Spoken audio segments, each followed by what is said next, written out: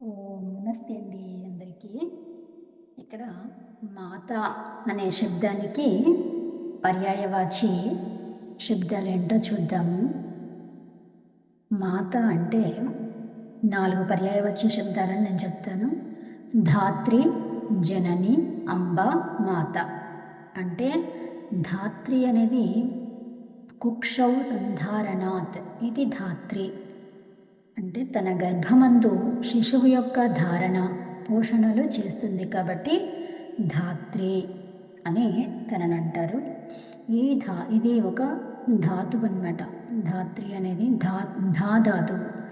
ఏం ధాతువు అంటే దుధాయి ధారణ పోషణయోహో అనే ధాతువుకి త్రిచ్ ప్రత్యయం మీద ఒక కృత్ ప్రత్యయం అనమాట.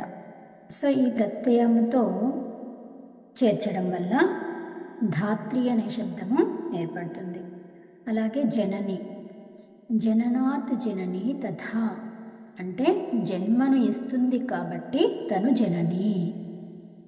అంబ, అంగనానాం వర్ధనాత్ అంబ అంటే శిశువు యొక్క అంగాలను వర్ధిల్ల చేస్తుంది కాబట్టి తను అంబ.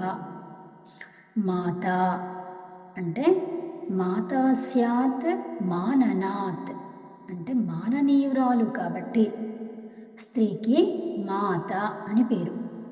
శక్తి అంటే శిశు శుశ్రూషేణ శక్తి అంటే శిశువుకు తన సేవ అంటే శుశ్రూషల చేత శక్తివంతులను చేస్తుంది కాబట్టి తనకి శక్తి అని పేరు.